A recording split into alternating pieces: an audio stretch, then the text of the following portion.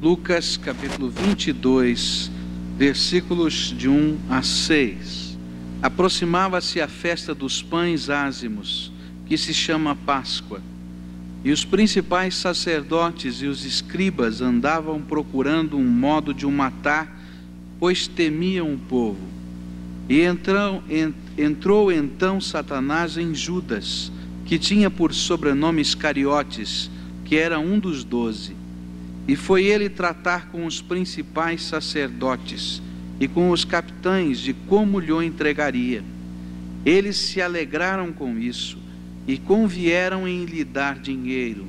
E ele concordou e buscava a ocasião para lhe entregar sem alvoroço. Oremos a Deus. Pai querido, que a Tua palavra que foi lida e os demais textos que leremos da Tua palavra possa ser aplicado pelo Teu Espírito Santo às nossas vidas e ao nosso coração. Queremos te pedir, Senhor, que Tu estejas aqui conosco, que Tu fales ao nosso coração, que os nossos olhos possam estar abertos, que o nosso coração possa estar aberto, que a Tua palavra brilhe, Senhor, diante de nós, mas que acima de tudo o Senhor nos faça brilhar mediante a Tua palavra, vivendo e atuando em nós. Ouça, Senhor, a nossa oração e manifesta a Tua graça. E permita, Senhor, que Te adoremos no momento da celebração da ceia, em espírito e em verdade, com devoção, com visão das Tuas coisas, Pai. É no nome de Jesus que assim oramos. Amém, Senhor. Os irmãos podem se assentar.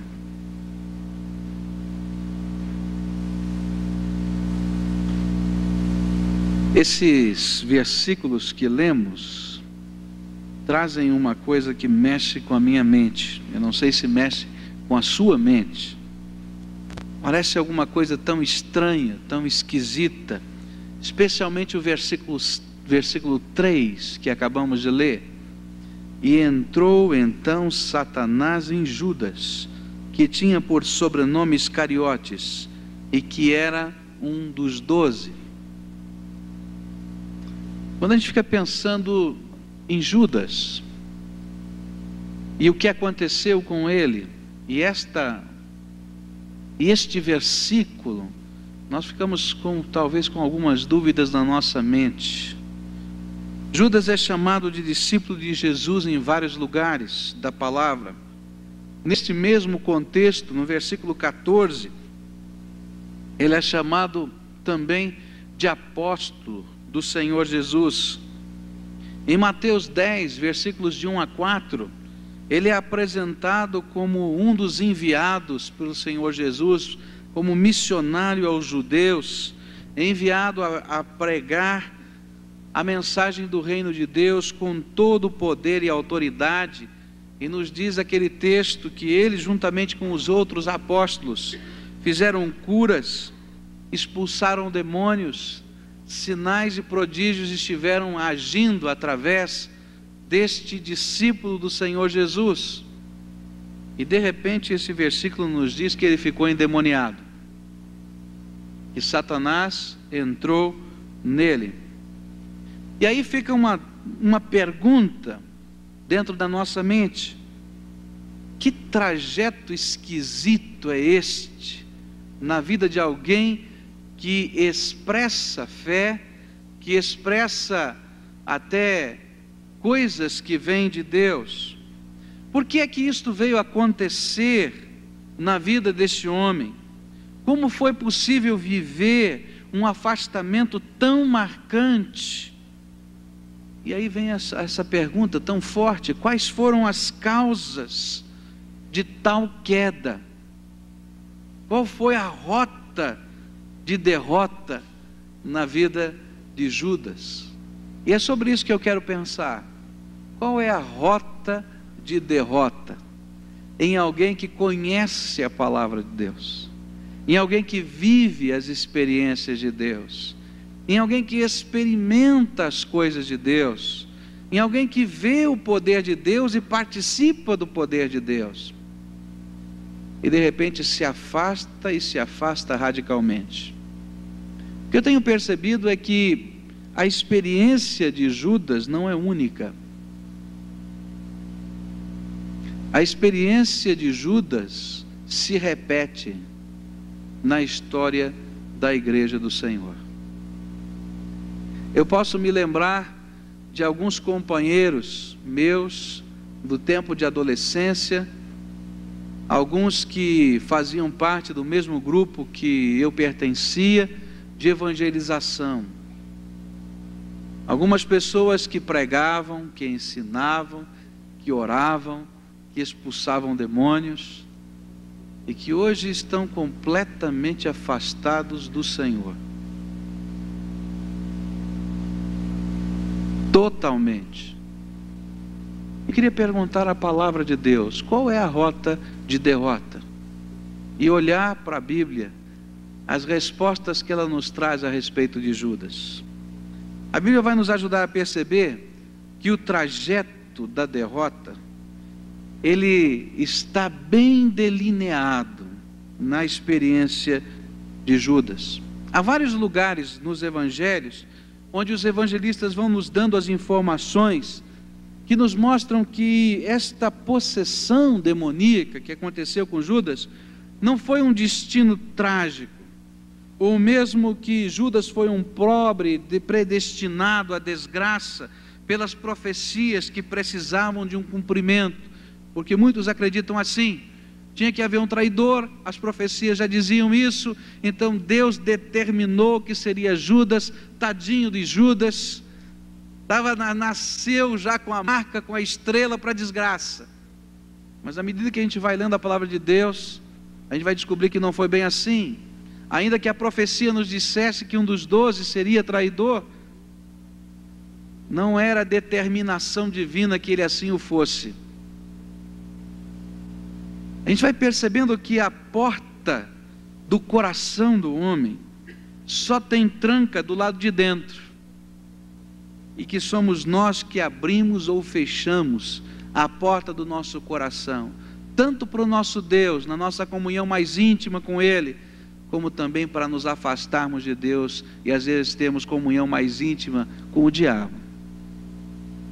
O que aconteceu então para que Judas fosse fechando a porta para Deus e abrindo a porta para Satanás? O que a gente vai perceber na palavra de Deus é que as coisas começam geralmente nos pensamentos. O Evangelho de João, capítulo 13, versículo 2, vai nos ajudar a perceber essa rota na vida de Judas. João 13, 2 diz o seguinte: o diabo já havia posto no coração de Judas, filho de Simão Iscariotes, a ideia de trair Jesus.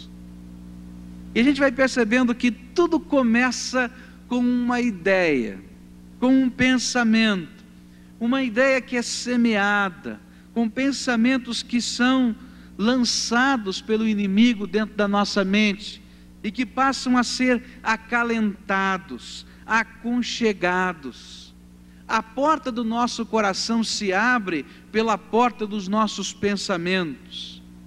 Talvez se alguém, nesse momento em que esses pensamentos começavam a ser lançados sobre a mente de Judas, lhe dissesse do perigo espiritual que ele corria, certamente ele teria ouvido a resposta de Judas de indignação: você não me conhece? Eu sou discípulo do Senhor Jesus, eu estou caminhando com o Senhor Jesus há 3 anos, eu já vi todos os milagres de Jesus, já ouvi todos os sermões de Jesus, já participei das cenas mais importantes desse ministério. E muitas vezes acontece isso conosco. Nós não percebemos a semeadura do joio na nossa mente e no nosso coração. O que a Bíblia diz é que o afastamento do Senhor Jesus, da vida cristã, da comunhão com Deus, começa com ideias que são semeadas na nossa mente. Os pensamentos são abraçados e de repente eles começam a tomar conta da nossa mente. E uma das coisas que mexe comigo é saber que todos nós estamos sujeitos a esta semeadura dos pensamentos por Satanás. E a gente vai ver outro discípulo de Jesus vivendo essa mesma coisa. Num momento ele é elogiado, o apóstolo Pedro, quando Jesus lhe pergunta: quem é que vocês acreditam que eu sou? E ele responde com toda a alegria: tu és o Cristo, Filho do Deus vivo. E Jesus lhe diz: não foi a carne nem o sangue quem te revelou, mas o meu Pai que estás nos céus. E naquele mesmo capítulo da Bíblia, poucos momentos depois, a gente vai encontrar lá em Marcos capítulo 8, esse mesmo homem agora falando sobre outras coisas. Jesus muda o tom do sermão. Se o Senhor continuar pregando essas coisas tristes de morte, a multidão vai embora mesmo, nós, seus discípulos, ficamos, mas o ibope vai cair. E então Jesus vira para esse mesmo homem e diz: arreda-te de mim, Satanás, porque você não pensa como Deus pensa, mas como os homens pensam. E a gente fica pensando, como é que é possível, num mesmo episódio, num mesmo momento, pensamentos que são santos, e no mesmo instante quase, pensamentos que são diabólicos. E de repente a palavra de Deus está dizendo que é essa a batalha que você vive cada dia na sua mente. Santos pensamentos que vêm da graça de Deus passam pela sua mente, mas diabólicos pensamentos também passam. Assim como passaram na mente e no coração de Pedro, e passaram também na mente e no coração de Judas, eles passam na minha mente e na sua mente. E a rota da derrota começa quando eu tomo os pensamentos semeados pelo maligno e permito que eles sejam trabalhados dentro da minha mente, que eles tomem lugar na minha vida, que essas ideias sejam sonhadas, que estes pecados sejam até sentidos no seu sabor ilusório, e nós então vamos nos permitindo ser dominados em nossa mente por tais pensamentos diabólicos, sejam eles em que área for. É por isso que a palavra de Deus nos diz que nós não podemos permitir que o sol se ponha e a ira continue no nosso coração, porque se o sol se pôr, mudar o dia, e a ira continuar no meu coração, ela deixou de ser ira, ela passou a ser um ódio. Aquela sementeira que passou já começou a brotar dentro do teu coração. Pensamento diabólico. E se eu continuar com aquele ódio no meu coração, ele não vai continuar somente ódio e sentimento, mas ele vai virar palavra de ódio, ele vai virar atitude de ódio, ele vai virar rosnar do ódio, ele vai virar esquema de ódio, e ele vai ser uma ação diabólica na minha vida. É por isso que a palavra de Deus vai dizer que se eu permito que os pensamentos lascivos estejam na minha mente, e eles continuem na minha mente, eles não serão apenas pensamentos e desejos, às vezes diabólicos, sexuais, mas eles vão se transformar em outras coisas na nossa vida.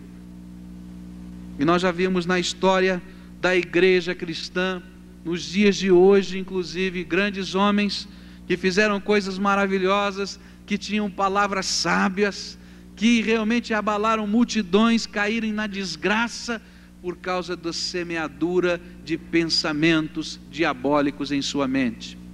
Recentemente toda a igreja ficou escandalizada e o mundo se riu do evangelho, porque um dos líderes da televisão, das pregações da televisão, Jim Swaggart, caiu no pecado. E quando você escuta a história e vai ver que ele caiu a primeira vez e caiu a segunda vez, e começa ele a dizer o que aconteceu com ele, você vai perceber que pensamentos libidinosos, pecaminosos, foram jogados sobre a sua mente, sobre os seus olhos, e ele os cultivou em secreto. Cuidado com os seus pensamentos, porque quando nós abrimos a porta dos nossos pensamentos, a semeadura de Satanás começa a operar dentro da nossa vida. Quem é o dono dos seus pensamentos. Tudo começou com Judas, porque Satanás, o diabo, havia posto no coração de Judas a ideia, a possibilidade de alguém trair Jesus. Como é que é a rota da derrota? Ela para aí? Não, não para. Normalmente, a segunda grande investida do diabo na nossa vida, primeiro ele semeia um pensamento. Não tem nada a ver com a minha vida, é apenas um pensamento. Não sou eu nos meus sonhos, é alguém. Você já viu como é a estratégia de Satanás isso? Os sonhos do pecado nunca acontecem conosco, alguém está fazendo isso. E que mais ele faz? O segundo passo da estratégia da investida satânica são os valores da nossa vida.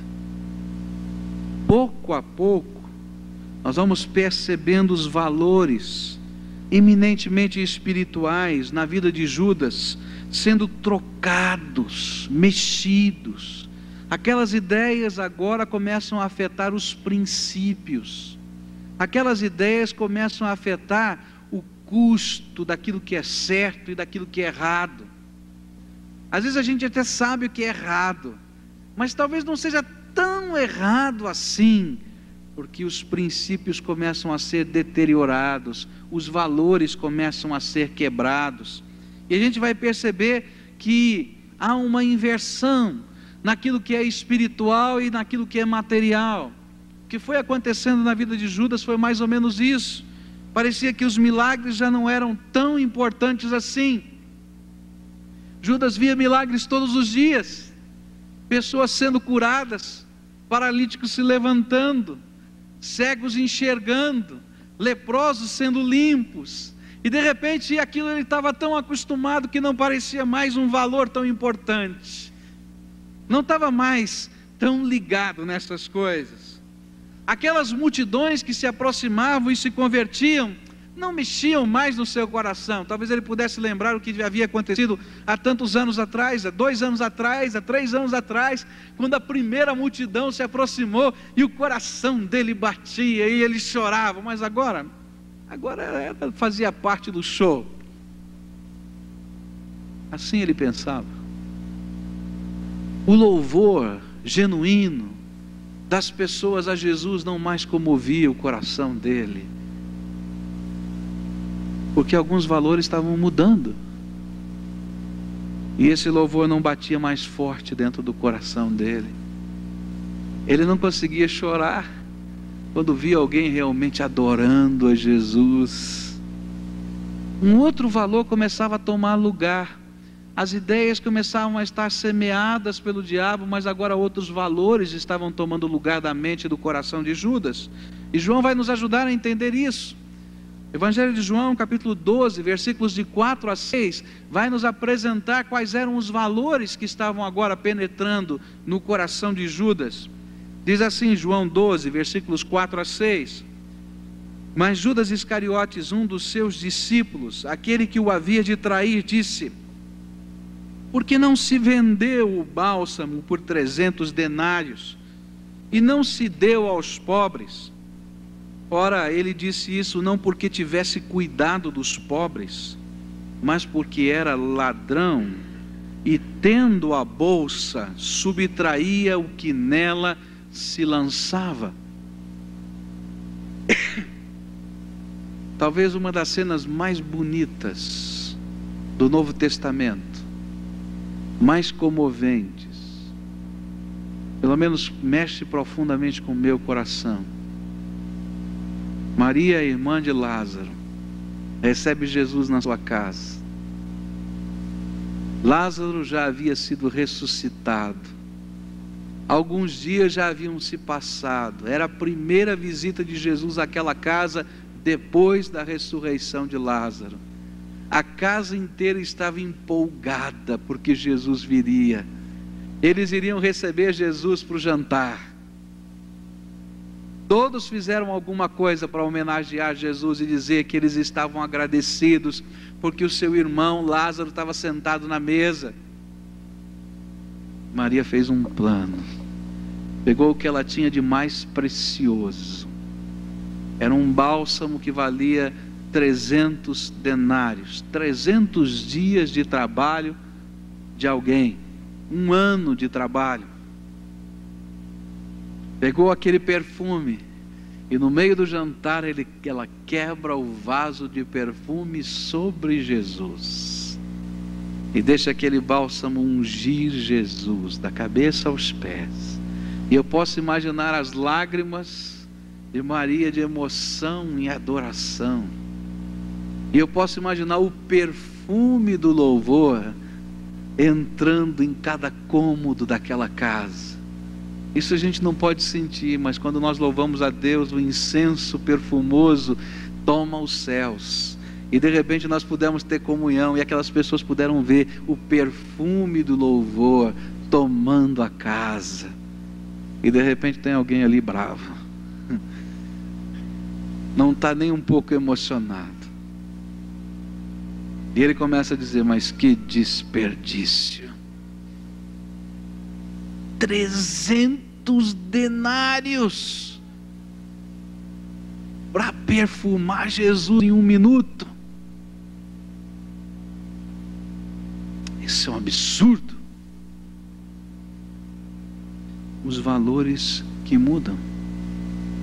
O que João comenta aqui é que no coração de Judas, louvor, adoração já tinham passado. O que valia agora era o dinheiro. E o coração de Judas estava amando o dinheiro. Os valores espirituais tinham mudado, quebrado. E agora ele estava muito preocupado com as coisas do hoje, do agora, do ter, do possuir, do estar vivenciando. Valores que mudaram no coração. E quando os valores mudam, as atitudes também mudam. O amor ao dinheiro, mais do que às pessoas ou ao próprio Senhor, estava entrando no coração de Judas. Diz a palavra de Deus ainda em Mateus 26, versículos 14 a 16, ele vai nos apresentar outra faceta desses valores que estão mudando. E no momento da traição a gente vai perceber exatamente isso. Diz assim a palavra de Deus: e então um dos 12, chamado Judas Iscariotes, foi ter com os principais sacerdotes e disse: que me quereis dar, e eu vô-lo entregarei. Quanto eu ganho, se eu disser a hora e o lugar onde vocês podem prender Jesus sem qualquer tumulto? Porque esse era o medo deles. Eles queriam prender Jesus no meio da multidão, com medo da reação do povo. Então eles precisavam saber a hora e o lugar. E ele então se aproxima e sabia que havia toda uma estratégia. E diz: o que é que eu ganho se eu disser a vocês a hora e o lugar onde vocês podem prender Jesus sem tumulto? Você pode perceber como mudou o valor? Eu não vou nem dizer mais em coisas espirituais, mas eu vou falar de lealdade humana. Até a lealdade humana tinha ido embora, porque agora os valores da mente e do coração de Judas eram outros. Quando a gente fica vendo quanto foi oferecido, 30 moedas de prata seria igual a 120 denários, 3 meses de trabalho de um trabalhador, a gente fica pensando: foi pouco, é muito pouco para um trabalho tão sujo desse. Mas a gente vai percebendo que as pessoas, quando os valores se quebram, se vendem por muito pouco. Você já viu quanto um guarda de trânsito, ou às vezes esses que ficam na estrada, se vendem por quão pouco? E quanta gente não tem vergonha na cara de comprar, né? Você já viu quantas vezes negociatas ilícitas são feitas por tão pouco? É porque os valores já foram embora. Os princípios se quebraram. Então a gente não vale nada. Lealdade tinha ido, adoração tinha ido, compromisso tinha ido, missão tinha ido, tudo indo embora, trocado por coisa que não valia nada. O que na verdade havia mudado era o coração de Judas, os princípios, e o que era realmente importante agora deixara de ser. Os alvos e os sonhos e os propósitos da vida de Judas não eram mais os mesmos. Talvez há 3 anos atrás, quando ele foi chamado pelo Senhor Jesus para esse ministério, ele sonhasse com a graça de Deus, com o poder de Deus. Quando ele viu os primeiros milagres, ele talvez dissesse: Deus, usa a minha vida para o teu louvor. Mas os valores tinham mudado, e agora ele queria usar a sua vida para o seu próprio bem e não para o louvor de Deus. Primeiro o diabo investe contra a nossa mente, semeando ideias. Depois ele tenta mudar a nossa escala de princípios ou valores. E o pior é que muitos de nós o traímos por valores que não valem nada, assim como Judas o fez. Quantas pessoas às vezes abandonam o caminho de Deus e até os princípios da fé, simplesmente para receber um elogio de alguém que eles julgam importante, e que às vezes não tem nada a ver nem com a graça, nem com o poder de Deus. Às vezes é para ouvir o elogio de um político, de um chefe, de um homem que tenha posição alta. Às vezes a gente se vende pela sensação de ser aceito pelo grupo em que faz parte. Quantas vezes a gente está envolvido com coisas que não tem nada a ver com Deus, porque não quer pagar o preço de dizer não ao grupo que faz parte. E muitos adolescentes e jovens começam a experimentar a bebida, a droga, o cigarro, o sexo antes do casamento, simplesmente para receber o elogio e o aplauso do grupo que faz parte. Mas não são só eles, não. Quantos são os adultos que fazem a mesma coisa, que se embriagam e fazem outras coisas simplesmente para receber o aplauso do grupo em que faz parte? Como é barato se vender. Às vezes a gente se vende por um momento de prazer que destrói a nossa vida.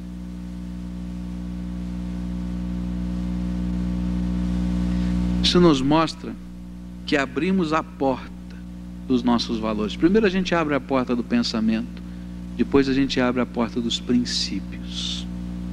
E é assim que o diabo vai penetrando. Mas há uma terceira porta, que é quase consequência. A gente abre a porta das atitudes. Quando pensamentos e valores já foram minados, o próximo ataque com certeza será o das atitudes de vida. Quando o pensamento e os princípios já foram quebrados aqui dentro da nossa mente, pode ter certeza que o diabo vai investir nas atitudes. Pouco a pouco, Judas vinha se distanciando do seu Senhor nos pensamentos, valores, e então começaram as atitudes. Veja só o que Jesus comenta sobre o que estava acontecendo com Judas. João capítulo 6, versículos 70 e 71, a Bíblia nos diz assim: e respondeu-lhe Jesus: não vos escolhi a vós os 12, contudo um de vós é diabo. Referia-se a Judas, filho de Simão Iscariotes, porque era ele o que havia de entregar, sendo um dos 12. Sabe o que é que Jesus está dizendo? Olha, eu escolhi todos os 12, eu amei todos os 12, eu investi em todos os 12, mas agora não são 12 que estão comigo, tem um que já mudou de lado. E assim acontece na nossa vida. Deus nos chama a todos, Jesus nos ama a todos. Há um ministrar da graça, da misericórdia e do poder de Deus em todos nós que estamos aqui. Nós conhecemos, experimentamos, provamos, mas nós temos que fazer opções nos nossos pensamentos, nos nossos valores e nas nossas atitudes. Não havia no coração de Jesus nenhuma atitude diferente para com Judas na sua escolha. Ele foi amado, convocado, instruído, abençoado por Jesus à semelhança de todos os outros. E o seu objetivo era fazê-lo uma bênção, à semelhança dos demais apóstolos. Mas algo havia mudado em Judas. Primeiro ideias, pensamentos, depois valores. E agora então as atitudes começaram a mudar. Ele começou a retirar dinheiro da bolsa. Não lhe pertencia. Ele era o tesoureiro do ministério apostólico. E ele estava muito preocupado com o valor das entradas da bolsa, de como seriam administradas aquelas entradas. Ele estava preocupado com os 300 denários daquela oferta especial que foi derramada simplesmente para perfumar Jesus. Que absurdo!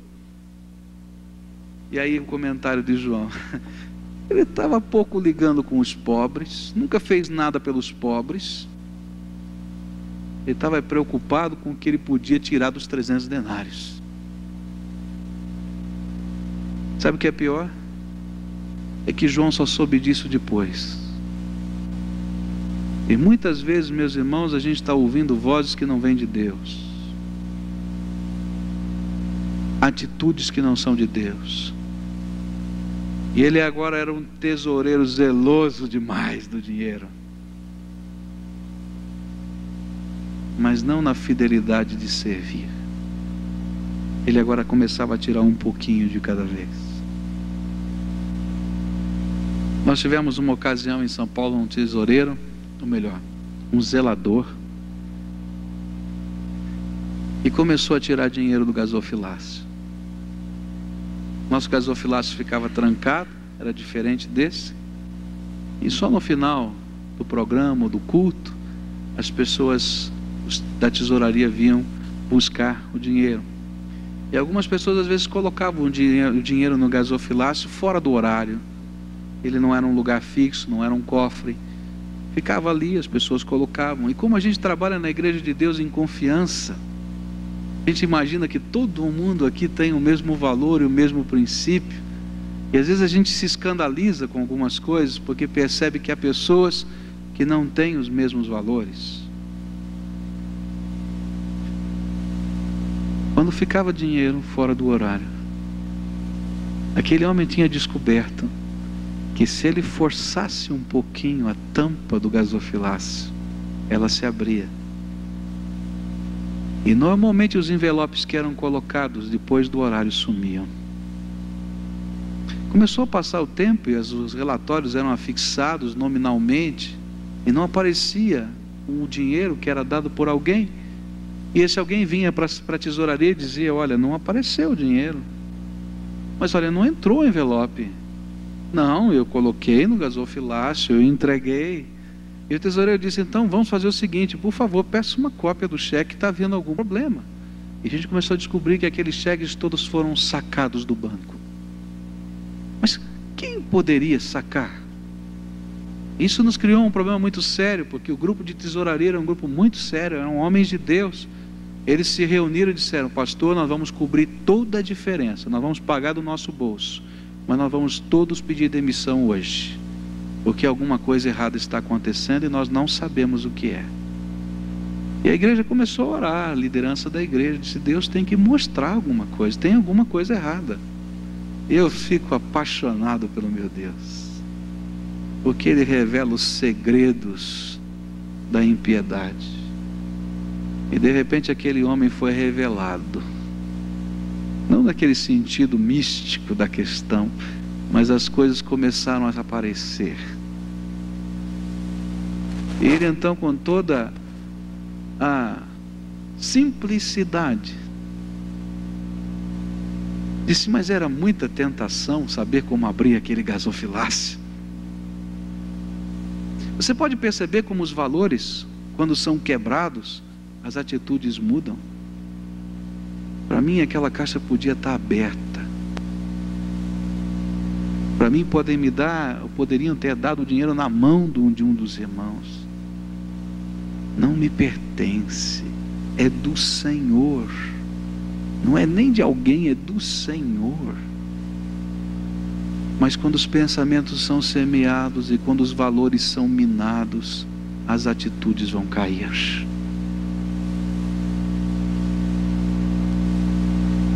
Mudou. Judas mudou. Ideia primeiro, pensamento, depois valores, agora atitudes. Começou a tirar dinheiro da bolsa. Não pertencia a ele, mas agora ele tinha um segredo particular. Passou do tirar o dinheiro da bolsa, e quem sabe até, eu fico imaginando, ele começou a perceber que alguém ia descobrir.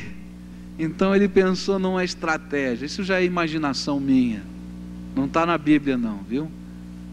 Então ele pensou numa estratégia de resolver o problema, criar uma tamanha confusão que ninguém mais se preocupasse com a bolsa. E ele agora faz um acordo para vender Jesus. O que é pior é que a gente perde todo o senso de dignidade. E de repente chega Jesus, leva os seus discípulos para o jardim do Getsêmani, ele sabe de tudo que vai acontecer. E daqui a pouco chega Judas, acompanhado dos soldados, dos inimigos de Jesus, sem qualquer vergonha na cara, sem qualquer acanhamento, e vai lá e dá-lhe um beijo. Sabe qual foi a reação de Jesus? Está em Lucas 22, versículo 48. Ele diz: Judas, com um beijo, traz o filho do homem. Agora abusou demais, foi além. Mas a Bíblia diz que naquele instante do beijo, ele estava completamente envolvido e dominado pelo diabo. Ainda que os seus olhos não percebessem, ainda que ele não enxergasse, ele estava totalmente derrotado espiritualmente. Ele deixara de ser discípulo para ser traidor. Ele deixava de ser apóstolo de Deus para ser enviado do diabo. O reverendo Riley, comentando esse texto, ele diz que ser tentado pelo diabo é uma desgraça, mas ser dominado ou escravizado por ele é uma horrível calamidade. E muitos de nós vamos saindo do nível da tentação para o nível do controle satânico na nossa vida, e sabemos para onde estamos indo, e caminhamos passo a passo para isso. Quando a porta do pensamento, quando a porta dos valores e quando a porta das atitudes se abriram para o diabo, então pode ter certeza que a porta do seu coração já se fechou para Deus. Na verdade, o que toda essa história nos ensina é que, se de um lado a rota da derrota é uma porta aberta para o diabo, é uma brecha que a gente vai abrindo cada dia maior para o diabo, ela também é uma porta que gradativamente vai se fechando para Jesus e vai se fechando para o Senhor da nossa vida. Eu fico pensando quantas foram as oportunidades que Judas teve. 3 anos acordando com Jesus, almoçando com Jesus, jantando com Jesus, viajando com Jesus, ouvindo o sermão do Senhor Jesus, sendo enviado em nome de Jesus para curar, para expulsar demônios, para pregar que o reino tinha chegado. convivendo face a face. Quantas oportunidades de mudar os pensamentos, os valores distorcidos e as atitudes ele teve. Em quantos momentos o olhar de Jesus se cruzou com o olhar de Judas, da mesma maneira como o olhar de Jesus se cruzou com o de Pedro, mas ele fez de conta que não era com ele. Prova disso, meus irmãos, é a última ceia. Em dado momento, na celebração da ceia, Jesus diz claramente: não tenho o que tirar, mas eis que a mão do que me trai está comigo à mesa. É a última oportunidade, é a última chance. Era hora dele dizer, quando todo mundo começou a dizer: será que sou eu, Senhor? Será que sou eu? E ele sabia que era ele. E com a maior cara deslavada: será que sou eu, Senhor? E Jesus olha para ele: tu dizes. Não deixou na nuvem, não. É você. E ainda pega o pão e diz: aquele que eu molhar o pão e colocar na boca, é esse. Molha o pão. Vem cá, Judas, come esse pãozinho aqui. Você quer uma mensagem mais direta do que essa? Aquela hora de dizer: Senhor, tenha misericórdia da minha vida. Sou eu pecador, minha mente está perturbada, meus valores estão distorcidos, eu sou um ladrão, eu já combinei o preço. Mas ele não falou nada, fez de conta que não era com ele. E aí Jesus perde a paciência e diz: olha, moço, o que você tem para fazer, faz logo, vai embora. É um constrangimento para mim e para você estarmos juntos aqui. Quantos foram os apelos do mestre para ele? Para que ele pensasse no processo de desagregação que ele estava vivendo. A porta do seu coração tinha se fechado para Deus. Nós caímos em derrota com portas que se abrem ao inimigo, mas também o outro lado da moeda é que paulatinamente vamos fechando a porta do nosso coração a Jesus, não permitindo que Ele mude os nossos pensamentos, que Ele transforme e limpe aquilo que está contaminado nos nossos valores. Aqueles valores bichados precisam ser arrancados e colocar em valores que sejam sólidos. Aquelas nossas atitudes corrompidas, que envergonham o nome do Senhor e que nós sabemos quais são, precisam ser retiradas, confessadas, lavadas no sangue de Jesus. O que a Bíblia ensina é que não há homens perfeitos, não existem discípulos que não tenham pecados, não existem homens que não vão falhar na sua santidade, no seu compromisso com Jesus. Mas o que existe de diferente é que esses homens se permitem ser lavados, restaurados, purificados, santificados. Eles não se envergonham de se humilharem diante do Senhor e dizer: é verdade, Senhor, então muda minha vida. Eles não se envergonham de romper os compromissos antigos e de dizer: um dia fiz esse compromisso, mas agora não quero ter parte mais com ele, porque me envergonho dele. E essa é a grande diferença. Mas nem sempre agimos assim. E quando caminhamos na rota da derrota, a gente está caminhando pela falta de lavar os pensamentos, de reavaliar os valores, de deixar que Deus mude as nossas atitudes para a glória dele. Talvez por isso, de uma maneira muito especial, a Bíblia nos ensina que no dia em que celebramos a ceia do Senhor, é dia de olhar para dentro de nós mesmos e fazer um autoexame. É por isso que a palavra nos ensina que antes de participar do pão e do vinho, o homem deve examinar-se a si mesmo. E é por isso que a Bíblia vai dizer, lá no livro de Coríntios, e às vezes a gente não entende isso, que é por falta desse autoexame, desse trabalhar na mente, nos princípios e no coração, é que às vezes a igreja sofre. E a Bíblia vai dizer, é por isso que no meio de vocês há muitos fracos e doentes, e alguns que já dormem.